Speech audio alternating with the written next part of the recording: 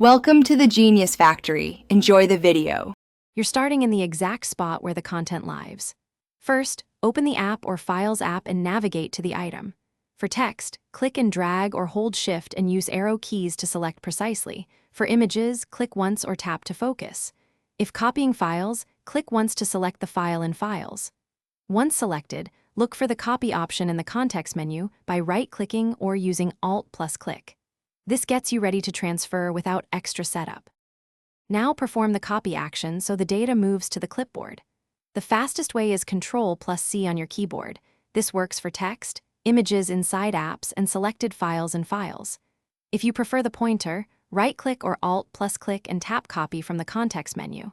Some apps require you to open the Edit menu and choose Copy. Do that when Touch or specialized UI is in use. Once done, the Chromebook stores the data temporarily for pasting. Bring the cursor to the target location and paste what you copied. Use Ctrl plus V for quickest results, or right-click and choose Paste when that's easier. In some apps, use the app's Insert or Paste function. After pasting, verify formatting, file integrity, or image quality so nothing is lost.